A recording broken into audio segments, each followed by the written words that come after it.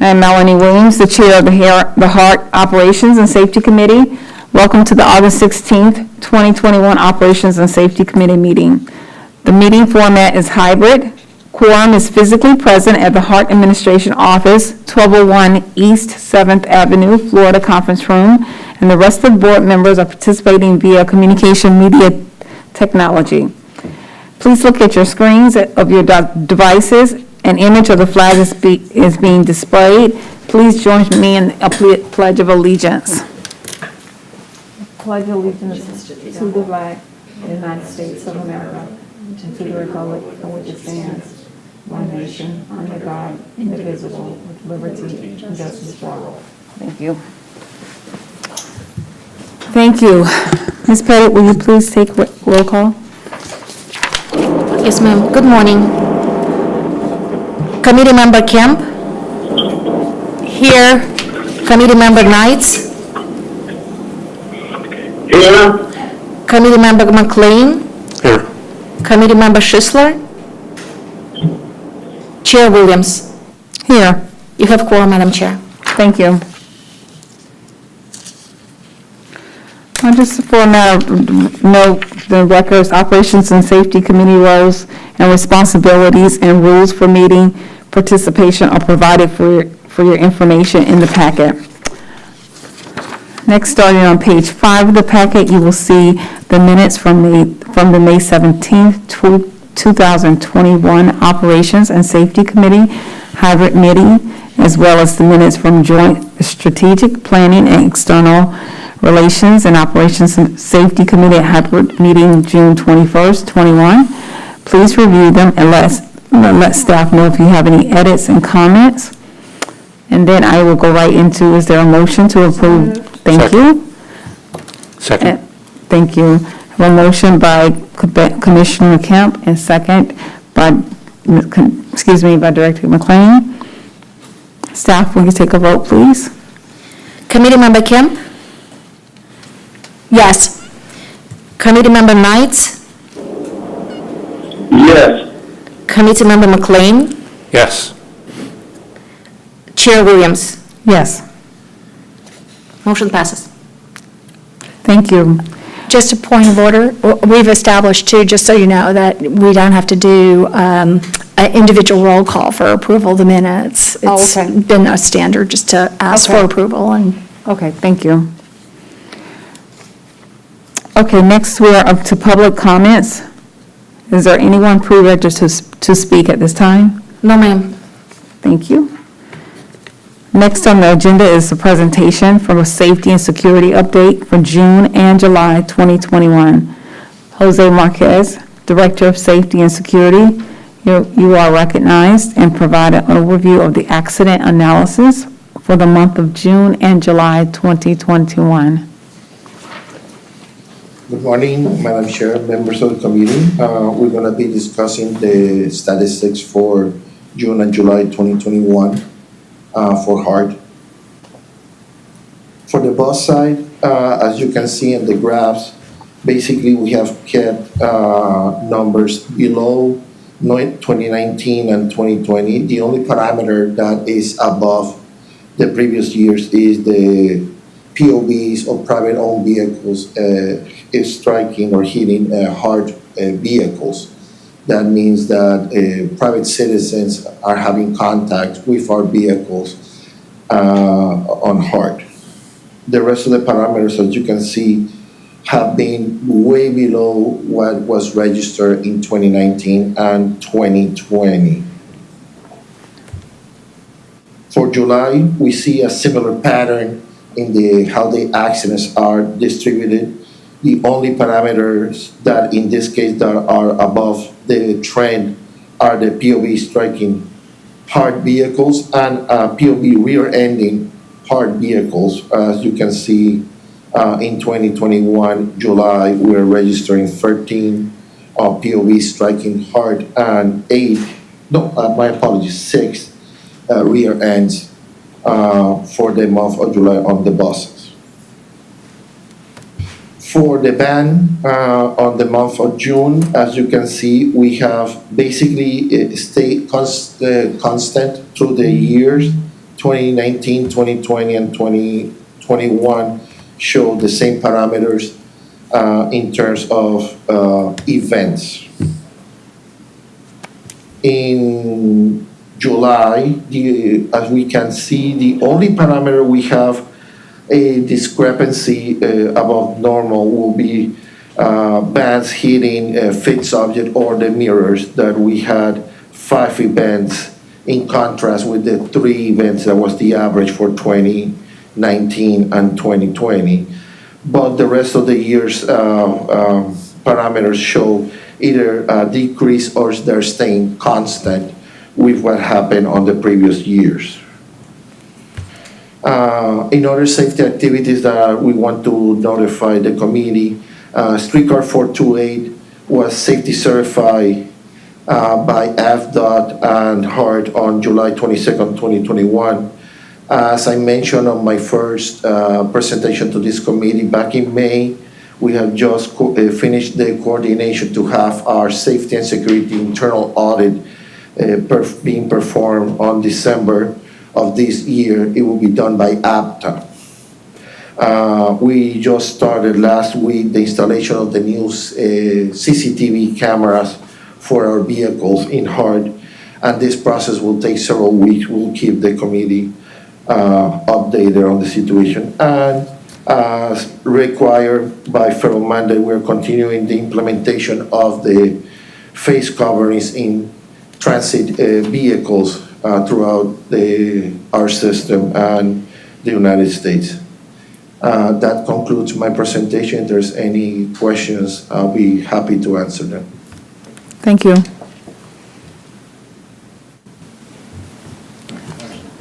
Mr. McLean, you are recognized. Thank you. Thank you, Jose, for a good briefing. It seems like the POV strike and HART buses have climbed up quite considerably if you look at it. Has there been any 1 or 2 reasons for that we note from accident reports or anything? Well, actually, the reports are not, there's no determined pattern. What we can say in the majority of the cases is that based on the police reports, either by TPD or Hillsborough County, the POV driver has violated some kind of traffic law, and that has done some unsafe driving, and that is what has caused the event. Right now, what we could say is that as the county and the country are reopening, more people are starting to go back to work physically. Maybe they're not driving as they used to. Some people maybe a little rusty, let's call it that way.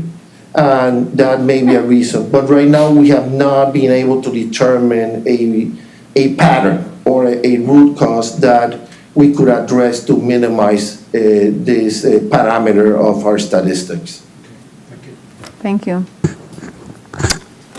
Mr. McCoy, I have one question. Do you have any information on COVID testing as it relates to our employees this time?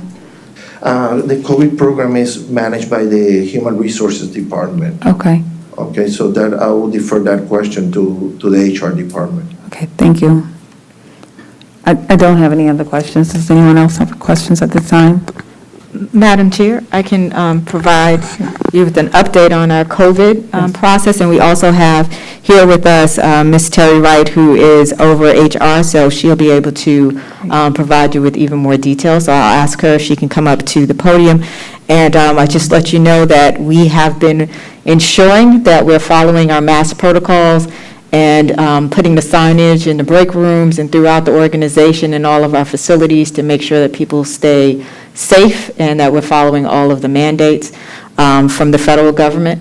And Ms. Wright can share with you the details. I think I've given her enough time to get up to the front and be able to respond to your questions. Thank you.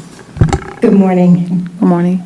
Currently, we have a number of individuals that are tested. We have 580 employees who were tested.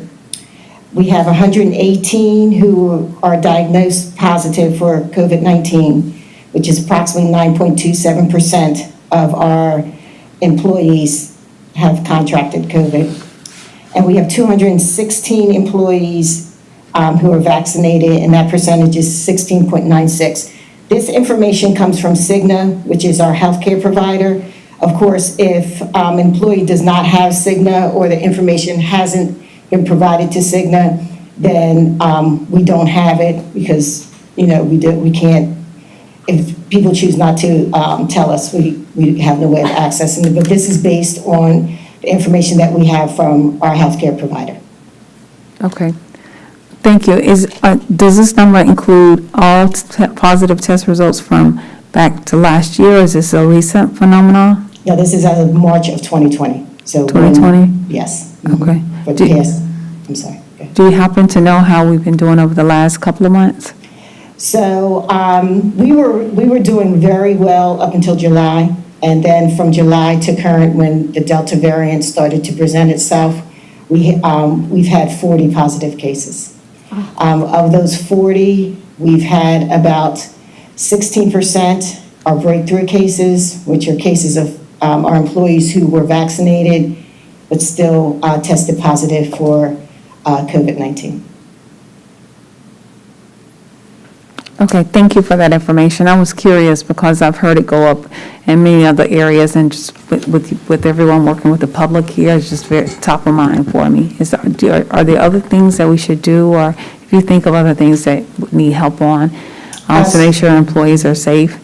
We definitely would welcome that and have further conversation if we need to offline. Sure. So what we're doing right now is, of course, we're encouraging everyone, to make sure that they wear their face coverings. Of course, encouraging those who have not been vaccinated to get vaccinated. We have contacted our contact for the city public health. They're going to come to this location and they're going to do a testing and vaccine day. And we're just constantly putting out information. When Hillsborough County reinitiated their testing, I want to say it's August 8th, for the 2 locations. We put that information out so folks would know where they could get tested, because the locations, the drugstores and stuff like that were really backed up because it required an appointment. So as we hear information on a daily basis, we are pushing it out to our employees to let them know, how to stay safe. And if for some reason they feel that they've had some type of exposure, these are the steps that we want you to follow. And this is how you can get tested, and, the number of days to stay out, and so forth and so on. Okay, thank you. You're very welcome. And Ms. Wright, could you share the incentive program that we have with our insurance provider for getting vaccinated, please? Sure. So if you get vaccinated through Cigna, they have a program that if you get vaccinated, it's $100. They will offer you $100 if you make them aware that you are vaccinated and provide the proper documentation. So that's also an incentive. And I believe about 2 or 3 weeks ago, the president also offered an alternative incentive. So there's lots of encouragement out there for folks to stay safe, get vaccinated, wear face coverings. Thank you. Commissioner Kemp, you're recognized. Thank you, and thank you for asking about COVID. I've been kind of asking about it behind the scenes, but to me, it's like the number one issue of safety in our transit system, in all transit systems. So, is when you said 580, how many employees do we have in all? We have, I'm going to say, close to 900 employees in totality. That's what I thought. So when you mentioned 500, so out of 900 employees, 580 have been tested at some time? They've been tested that Cigna is aware of. I'll give you an example. I don't have our health insurance. I have another health care. So, Cigna would not know about anything that I've done until Ms. LeGrand asked maybe about 2 or 3 weeks ago to get the numbers. I didn't realize how important it is that maybe we need to have another alternative option in place for those who are not necessarily under our healthcare provider to communicate if they want to with their status, if they've been tested, if they've been vaccinated, if most times we know if someone has COVID because they call in and then they go through our standard protocol. But those 2 outliers, are captured exclusively by Cigna. So if you don't have Cigna, if you have a healthcare provider through someone else, your husband or a partner or something along those lines, that information is not captured. I see. So, I don't know, I'm just wondering too about the balance of employees here. Thank you for the incentive program. I'm just wondering if we could,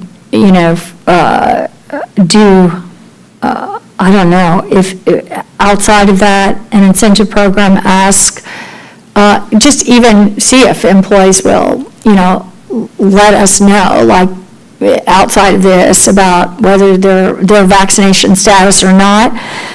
This Delta variant, I think, as we know, but lots of people don't seem to know, is extraordinarily dangerous. Our numbers in the state of Florida and in Hillsborough County are up higher than they've ever been. Way higher than any time since March 2020, when this all, I'm trying to think, we're in 2021, so March 2020, sometimes it's just gone on for so long. Our numbers are far higher, with 50%, almost 50% of the people being vaccinated. Not quite, we're a little behind in Hillsborough County, they say, because of our younger population. But, I've heard any number of doctors, and you all may have heard that too, that if you're not vaccinated and you haven't gotten COVID already, that, you will get the Delta variant. It's so transmissible and so aerialized and extraordinarily dangerous. And there are lots of those in their 30s and 40s in great physical condition that are ending up in hospitals, and some of them haven't come out of COVID. I'm kind of amazed that we seem to have not experienced any COVID deaths that we know of here at HART. I'm very pleased about that, but I don't know if we'll get out of this totally with that status. I certainly would want to, but I don't know if what else we may be able to do to incentivize that, or I just. When I think about what a good choice it is for Cigna, for instance, to give a $100 bonus because on the other end, the costs of, what it's cost our healthcare system to take care of those who do become ill, whether, they even get to the hospital, or what the impacts of that are. But I will tell you too, just so everyone is clear, our hospitals are filling up.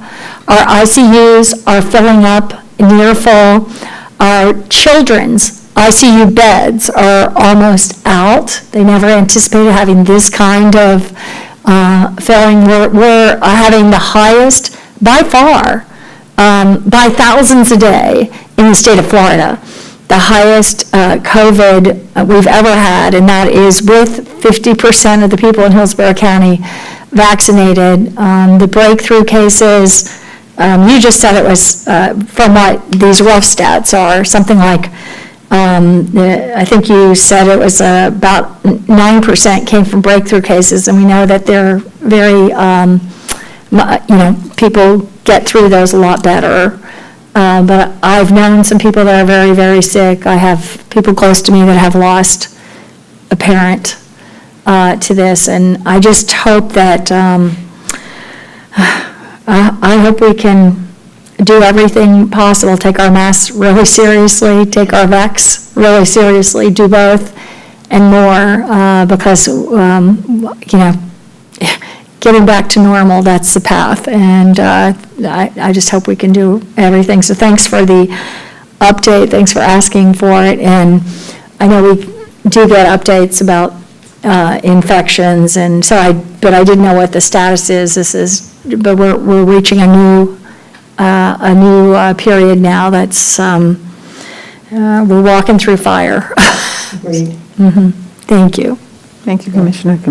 Director McLean, you're recognized. Can I just reconfirm the number? She said tested was about 580. Yes. You mentioned that only about 20%, I believe it is, and I think the number was more like 16.7% was vaccinated?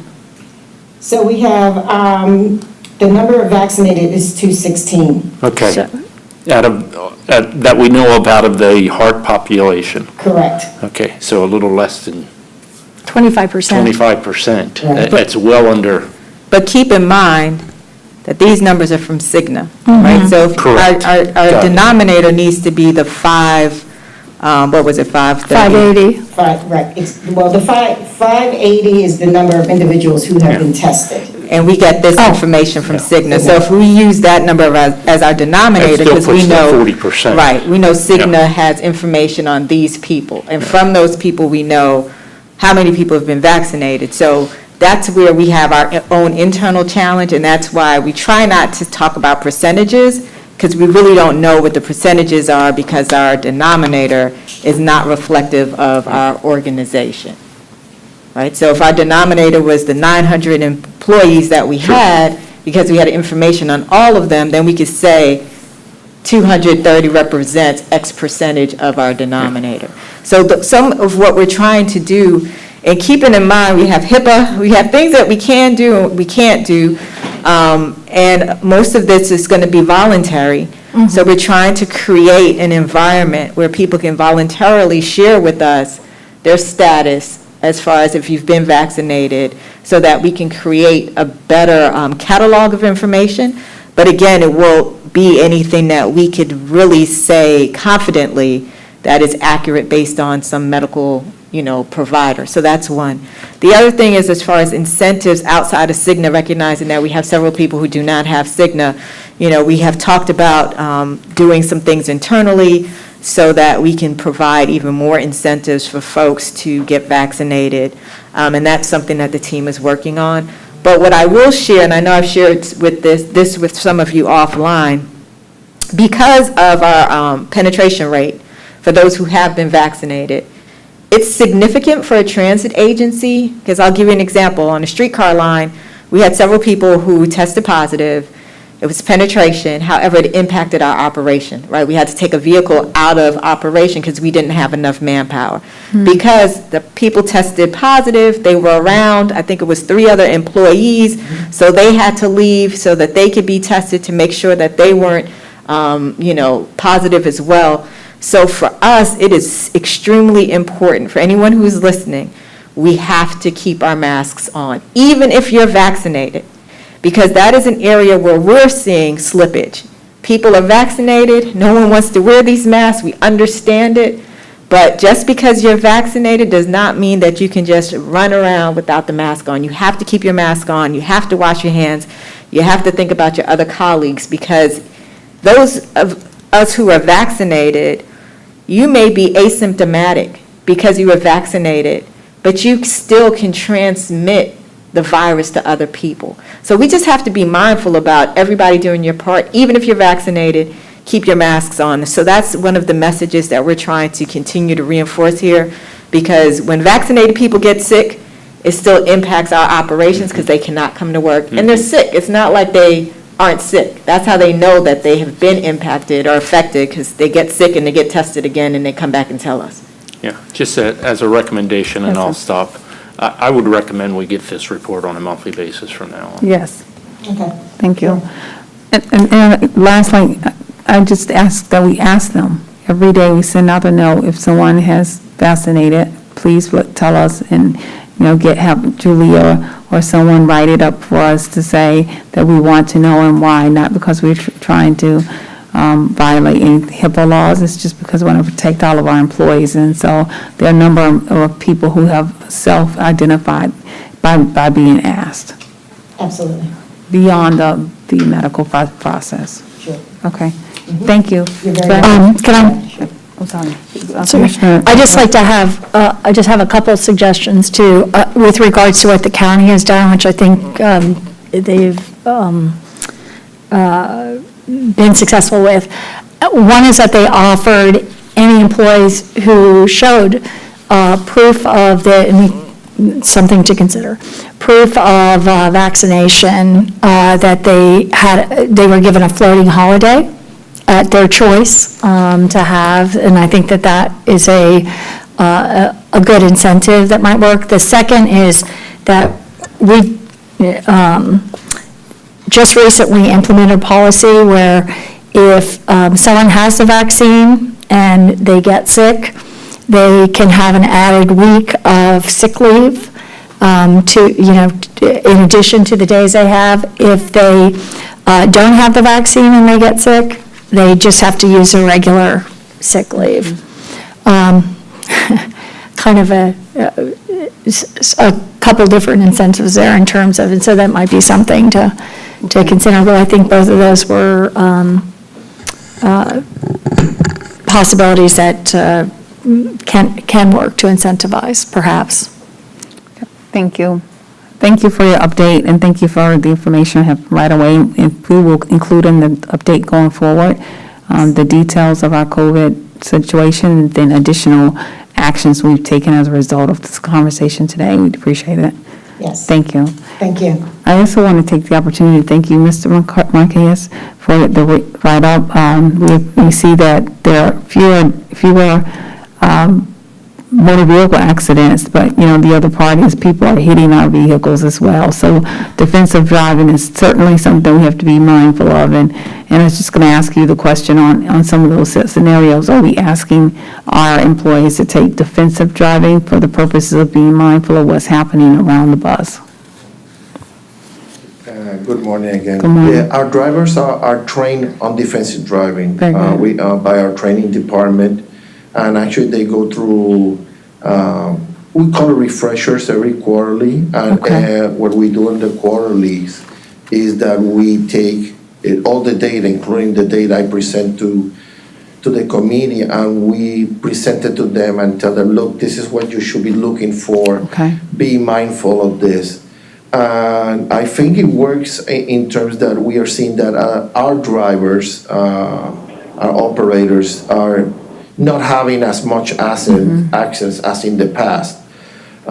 They're trying to be as defensive as they can, but unfortunately there are times that, and I've seen a couple of cases that the scenario is either allow the POV to hit or have something worse, But our drivers are trained on defensive driving. They're constantly reminded, they're evaluated by supervisors and our training staff. And that's an important skill that we give them during their preparation when they're hired as either van or van, bus, or rail operators. Okay, thank you very much. I appreciate that response, and I sort of knew there was something going on, but for the record, I wanted to acknowledge that you guys were doing additional actions, taking actions as these things happen, no matter how few they are. I appreciate your update, and thank you for your leadership. Thank you. Okay, we will move on to old business. Is there any old business? Madam Chair, if I may? Sure, yes. So just wanted to provide an update that on the operations side, we talked about, and Mr. Cochran in our previous strategic planning meeting talked about how we made some modifications in June to our service, and we've been tracking that as we stated we would on a weekly basis. And to date, we have made pullout every morning as scheduled with our modifications. As I stated, we were going to constantly look at what we've changed to see if there were opportunities for improvement. And we did find an opportunity for some improvements on a couple of routes, and we are scheduled to make those changes in this month. And I'm going to get his title right now because his title has just changed, but our Chief of Transportation and Maintenance, I hope I'm saying this right, Scott, he's in the audience, and I was going to ask him to give us an update on the modifications that will be coming into play in August. So if you may. Thank you. And please help me congratulate Mr. Drainville for his new role.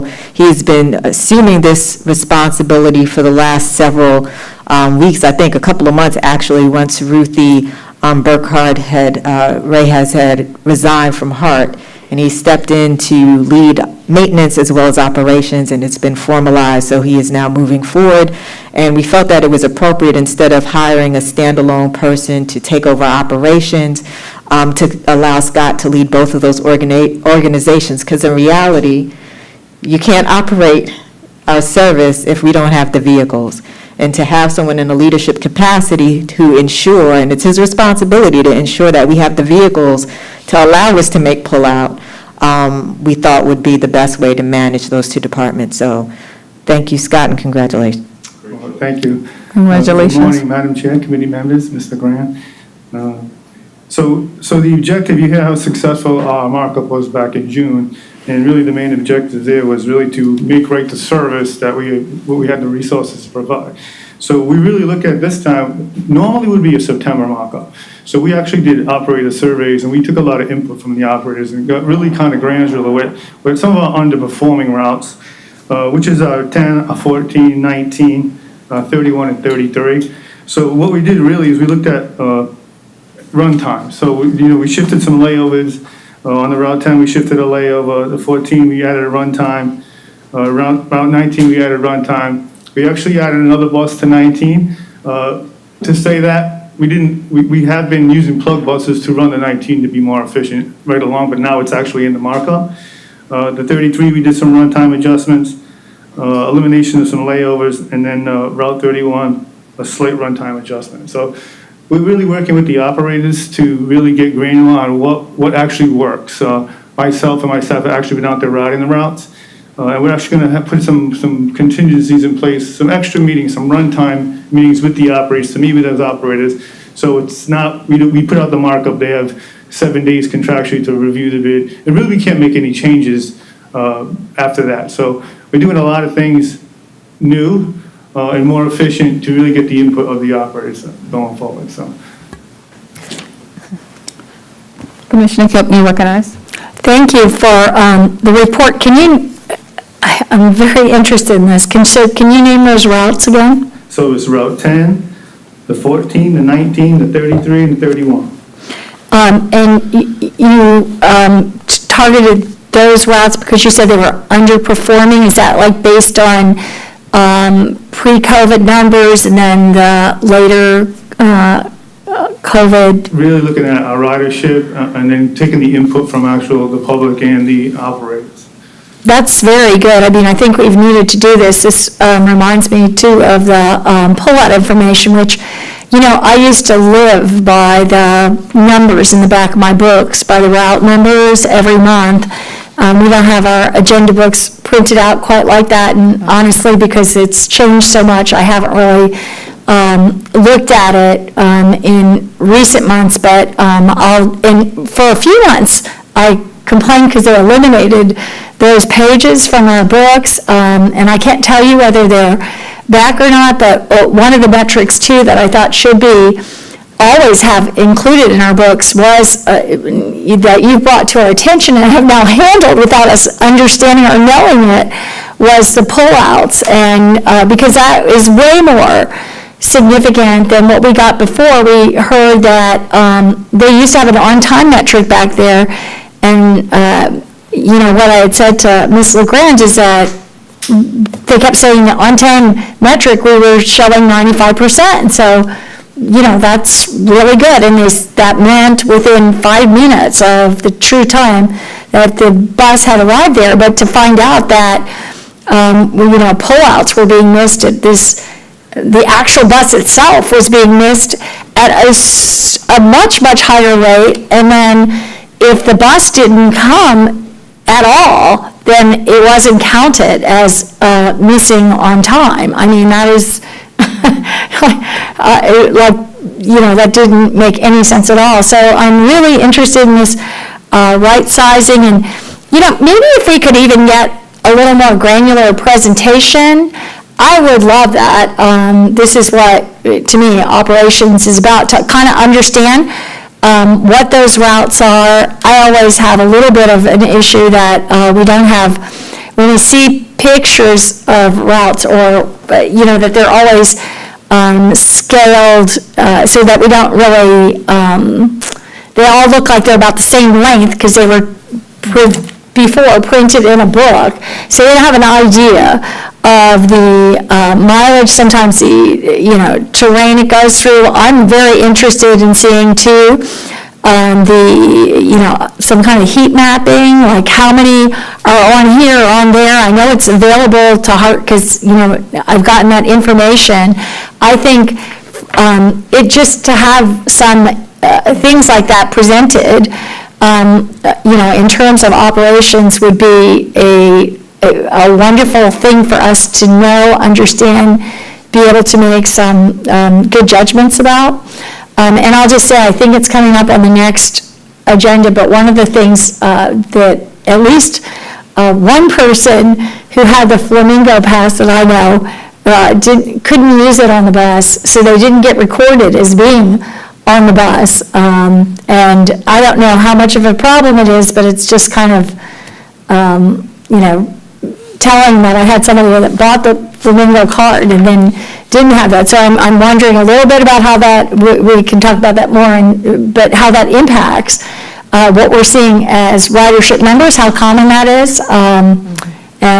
So I just bring that up. But this is very interesting, and I'd really like to learn more. You also said one bus was, a smaller bus or something? No, so the 19, and we actually, it was on the market for one bus, but we had plug buses, so we just put that bus in play from day one, just to make sure it was more efficient, so. Okay. So a plug bus means that we just have a bus that's sitting on the side, and when we feel like we need to add a bus, we bring the bus into that route. With this markup, we're actually adding a bus to the route, so instead of having, a bus in the wings waiting for the call to say, hey, we need you to jump in, Scott's team has been tracking it, and they felt that it was appropriate to bring in an additional bus for that route, so they'll have an additional bus added. That's excellent. I thought you were saying club bus. I didn't hear plug bus, which makes more sense as a phrase, but thank you. So, and I would like to say, Scott is very modest, but he has jumped in and he's really made some changes. You asked about having a report. We had a meeting last week. We meet every week. And I think he said they went from, 8 pages of KPIs to 40 pages.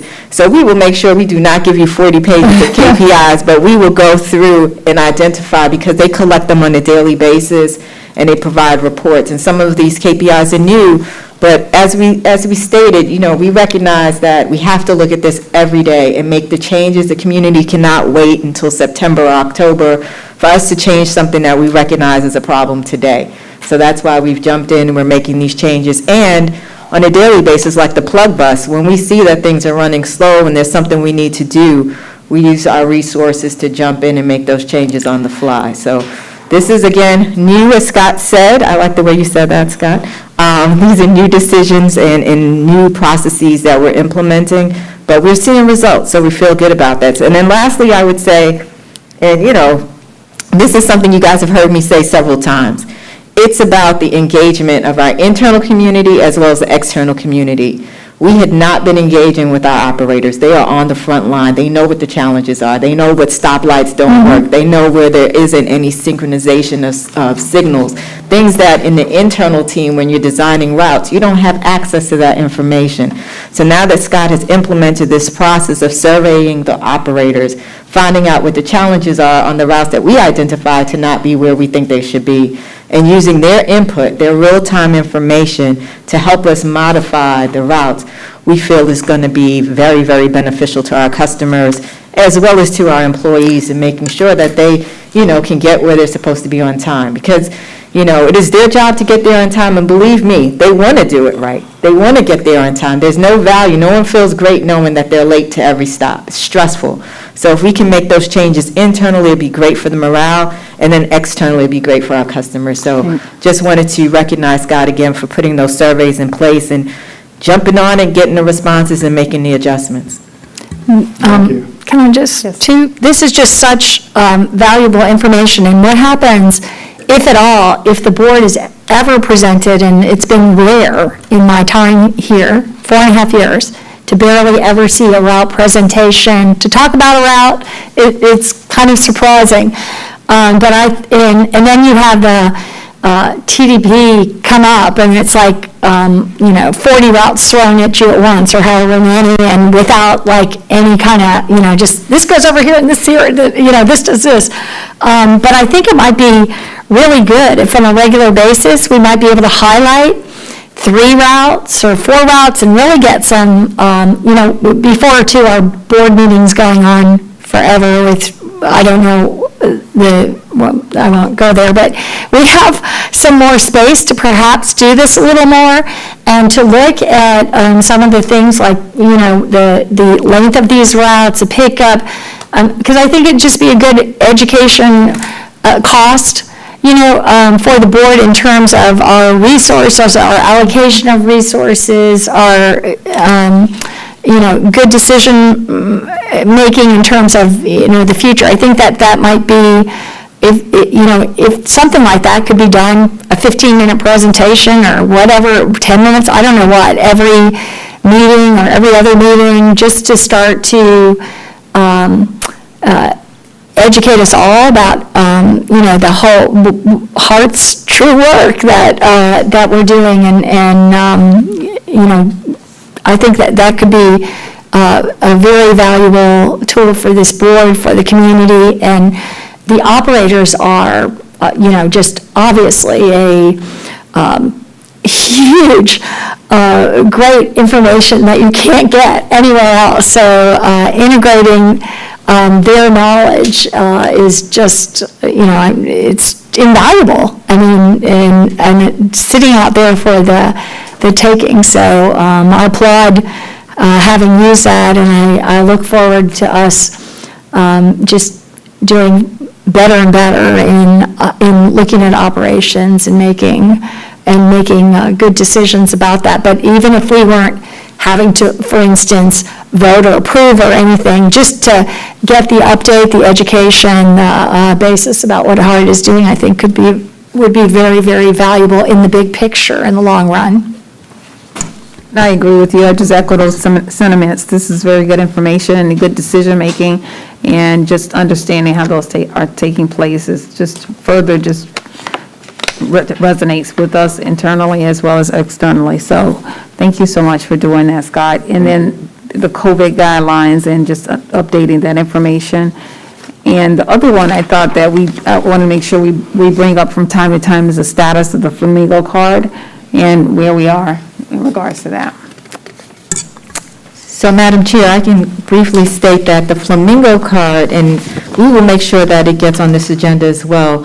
We are going to go over that. There's a formal presentation at the next meeting, which is the Finance Committee meeting, and that is happening in 15 minutes. Okay. So there'll be a full presentation on Flamingo. But what we'll do moving forward is ensure that for an operations update on Flamingo, that's also added to the operations committee. Great, thank you. All right, any new business? Okay. Commissioner Knight, Director Knight, you acknowledge something. Yes, real quickly, I was listening to Mr. Greenville, and also share that I have approached the best route or fixing some of the things, overgrowth, and they have gotten back real quick. Even by the next day, it was done, and the community really appreciate that. So I want to pass that on. Good, thank you. Thank you. Any other comments or new business?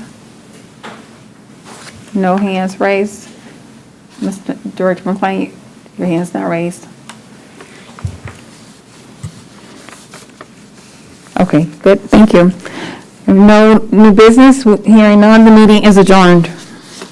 Thank you.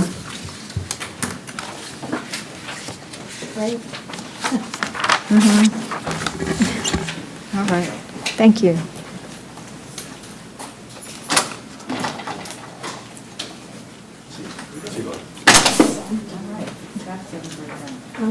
That's really interesting. I can't tell. I'm very excited because what we had